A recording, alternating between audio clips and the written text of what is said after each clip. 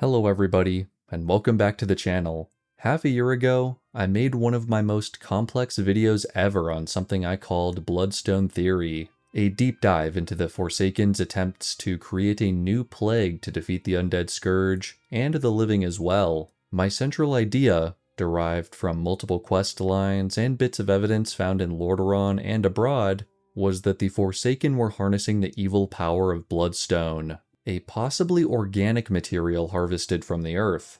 I hypothesized this bloodstone ore may be linked to the old gods, eldritch horrors trapped beneath Azeroth whose dark presence seeks to infect and corrupt wherever it can. Some of the top comments on that video suggested I make a sequel that investigates a separate, but perhaps related storyline over on Kalimdor, and today, I'm here to present that sequel to you all. If you've ever wondered about the thorny masses that crop up throughout the Barrens, or what the Quillbore might have to do with Bloodstones or the Old Gods, stay tuned.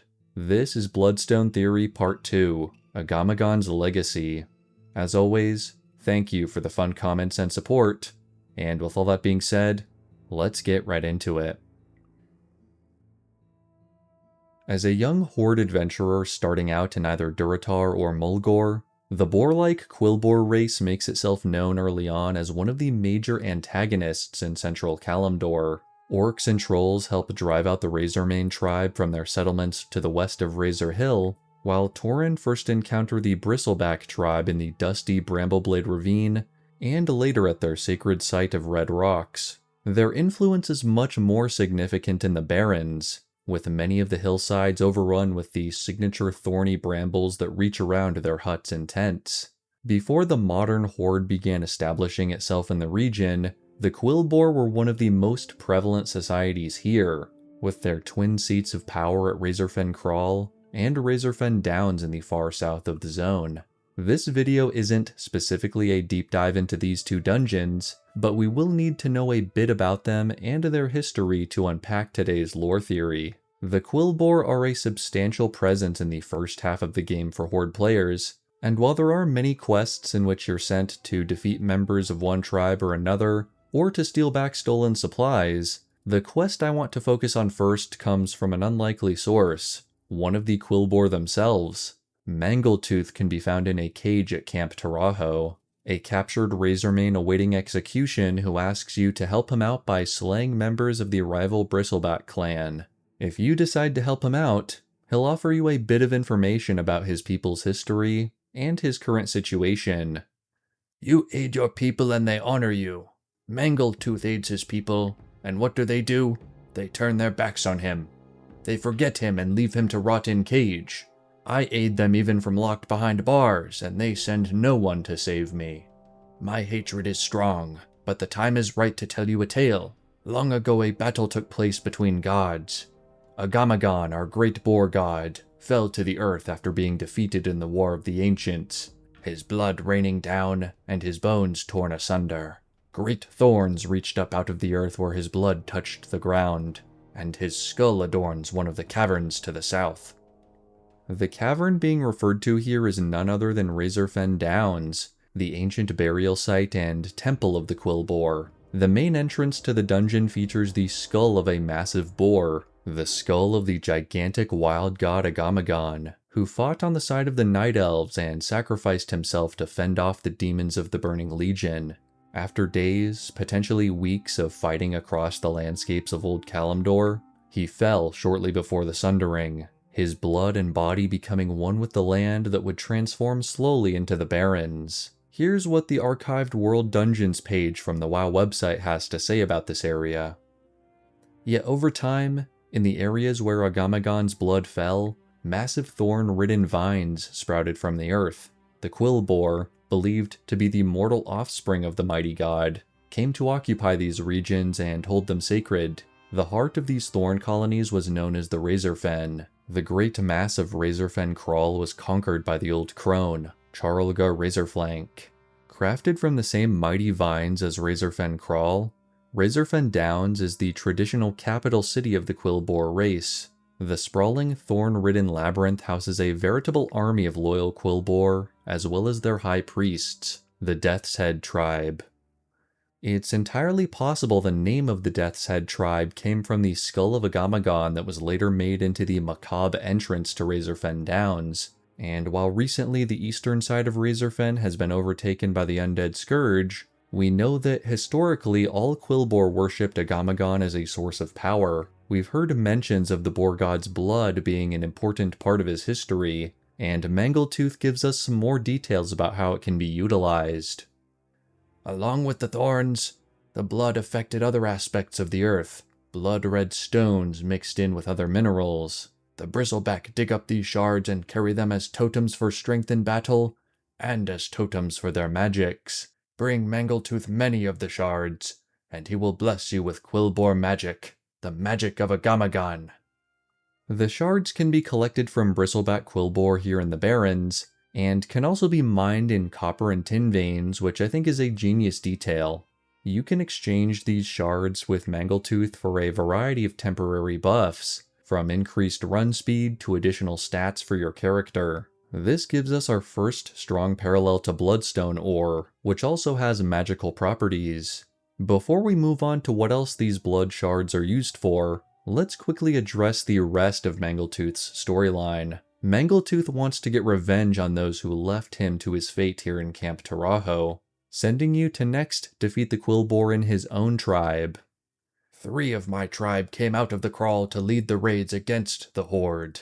They are ruthless and cunning, and if you defeat them, then your Crossroads and even most of the Barrens will learn peace, at least from the Razormane tribe. Nak, Kuz, and Loch Orkbane are the ones you seek. Kill them, like they have killed me. This may just be a writing oversight, but it seems the implication is that the Razormane and the Razorfen tribes are one and the same, or are otherwise very closely allied for our prisoner here to consider them connected via the crawl. Anyway, you defeat the 3 Quilboar and return to Mangletooth, who is overjoyed with the development and has you deliver Lock's head to Thork back at the Crossroads, the overseer of the campaign against the Quilboar raiders. Amazing. I am without words, but that does not mean I am without thanks. The people of the Crossroads would do well to respect your strength. I must admit, I thought the leader of these raids on our supply lines was another Quilboar. Thank you again.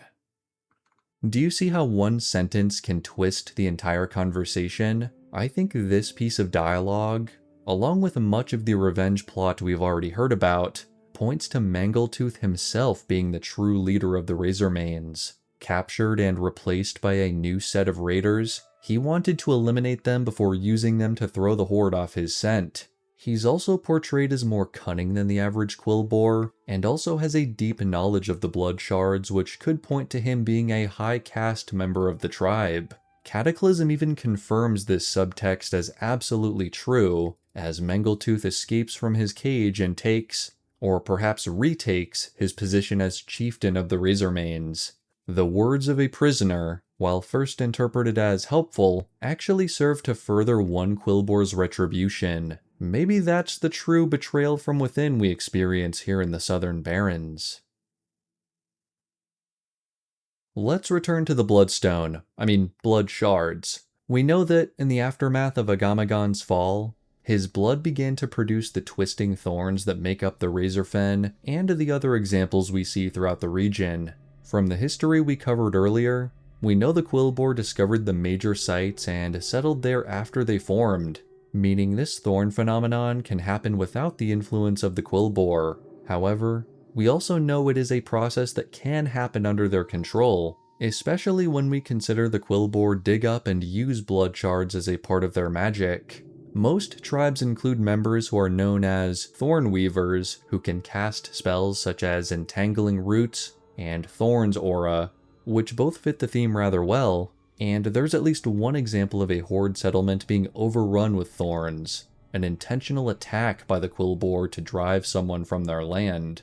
More modern sources also confirm the Thorn Weavers are capable of repairing the thorns covering Razorfen Crawl and elsewhere, again likely with the help of the magic blood shards. But I want to go back to the first case. Why is the blood doing this to begin with? Or rather, why is it able to do so seemingly on its own without the help of the Quilboar?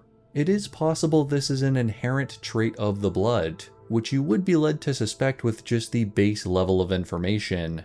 However, I believe there's something more going on here, something that ties back to the influence of the old gods. The first potential connection might be the Wailing Caverns, an expansive network of tunnels below the Barrens that are still lush and green, but have been corrupted by the Emerald Nightmare. Unique versions of wildlife have appeared here, known as deviate life forms, that have been twisted in some way from the original, and the druids that once ventured here have gone insane. Could this be the cause of the thorns erupting from Agamaggan's remains? At first I thought maybe, but the timeline does not support this idea. The Wailing Caverns were only recently corrupted, as the druid Gnarlex entered and accidentally breached the nightmare within the last few years, which wouldn't explain the thousands of years of Quilboar civilization and thorny growth in the region. So, if not the Wailing Caverns, is there another source of old god influence to be found? As it just so happens, yes, there is. As I talked about in my recent video on the dwarven dig sites of Kalimdor, the excavation at Baal Medan in the southern Barrens is a prime location for buried old god activity, and it's quite literally the closest point of interest to the Razorfen complex, which we know is where Agamaggan's body is at. Baal Medan is confirmed to be a Titan research facility, and many of the context clues we find point to there being something sinister lying below, perhaps an imprisoned servant of the old gods. To find more evidence, though, we have to return to where we left off at the end of the dig site video, where we had just recovered a journal belonging to the dwarf Henrig Lonebrow at the bottom of the Great Lift in Thousand Needles. It's rather long, and I'll include a link to it in the description if you want to read the whole book, but here are a few of the highlights I thought were relevant. Prospector Kazgorm of Baal Medan is making great headway. He uncovered a fossil today which the site scholars believe to be a bone fragment of an ancient god. Kazgorm is certain the fossil is part of a greater mystery. While he oversees the excavation site, he has made it my quest to discover more fossils to piece together the story. My assignment? Head to the south in search of more clues. Whilst exploring today, I came across a grand find. Massive remains of what seems to have been a boar-like creature. Its skull towered many lengths above me. Each tooth of the beast could dwarf even, well, a dwarf. Due to the sheer size of the find, I am led to believe these are the remains of one of the rumored old gods. I remember a lecture given by Chief Archaeologist Greywhisker. The old chap made mention of such a god, one which was revered by the strange elves of Darnassus because of his rumored altruistic nature. Captured. Must write quickly. My night elf cellmate suffers from grave wounds. He is a druid called Heraloth, sent to these parts to examine the rumors of the fallen boar god. In a weakened voice, he told me that he believed the great boar skull to be the place where the great boar god Agamaggan fell. His massive body flattened to the land, and his blood sank into the earth. Twisted spires of thorns grow where his blood fell. Heraloth and his people seek to discover the source of corruption at this site. Agamaggan was believed to be a pure god, he told me. Why these foul creatures and malignant thorns scar the land is a mystery indeed. We know that Lonebrow escaped the Crawl, but didn't make it to his destination of Thalanar. But his journal gives us valuable information. It seems that Lonebrow was originally thinking the boar skull was evidence of an old god directly, but Heraloth, his fellow prisoner, was able to clarify that Agamaggan was instead one of what are known as wild gods, two different categories of beings.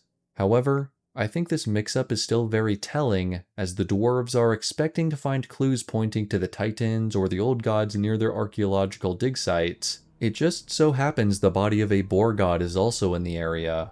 The original fossil found at the start of the excavation could also be part of the boar's remains, not an old god's.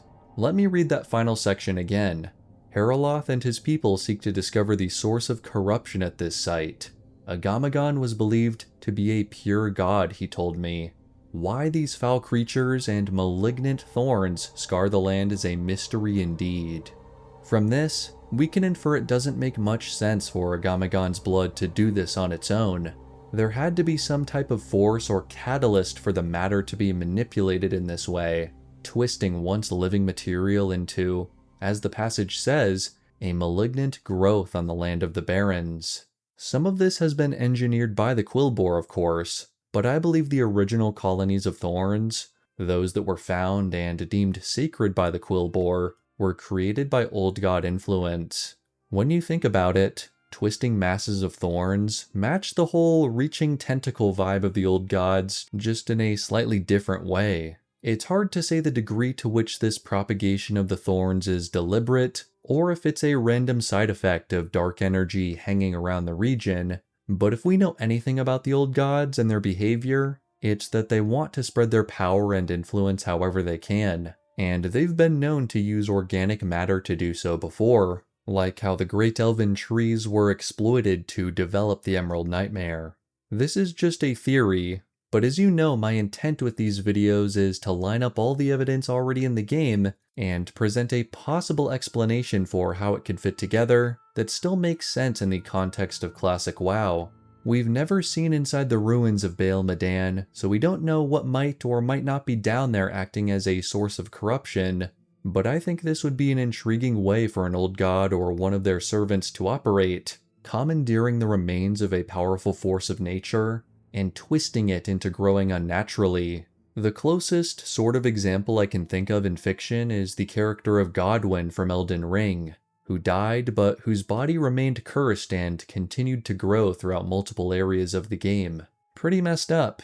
And in the future, when you look out into the Barrens or are fighting some Quilboar in the depths of Razorfen, what you're really looking at are the remnants of a noble wild god, now reduced to nothing more than a legend and a series of destructive growths on the land inhabited by a warlike progeny.